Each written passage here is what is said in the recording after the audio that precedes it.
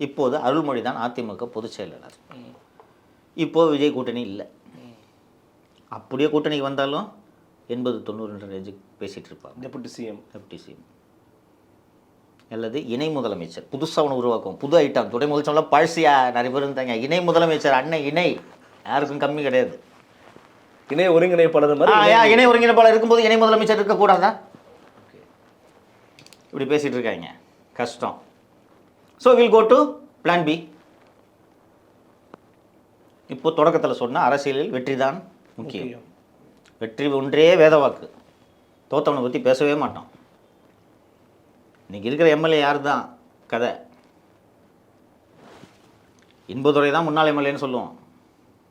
45 ஓட்டில் ஜெயிச்சார். அப்பாவு தோத்தது தான். ஏன் அப்பாவுப்பா இருந்துட்டு போப்பா.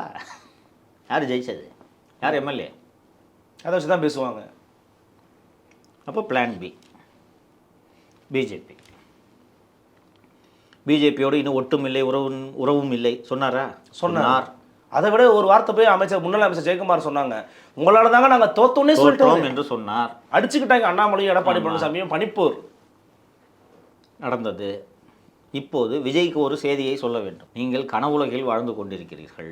நீங்கள் பிரசாந்த் கிஷோருடைய ஜன்சூரஜோடு கூட்டணி அமைத்து நீங்கள் வெற்றி பெறுங்கள். எங்களுக்கு ஜன்சூரஜோடு கூட்டணி அமைத்து வெற்றி பெறும் தந்திரம் எங்களுக்கு தெரியாது. நாங்கள் தமிழகத்தில் இருக்கக்கூடிய கட்சிகளோடு கூட்டணி அமைக்கிறவர்கள். அதனால் பாரதிய ஜனதா கட்சியோடு கூட்டணி அமைப்பதற்கு அதிமுக தயாராக இருக்கிறது என்ற செய்தியை அவர் சொன்னது நமக்கல்ல, விஜய்க்கு.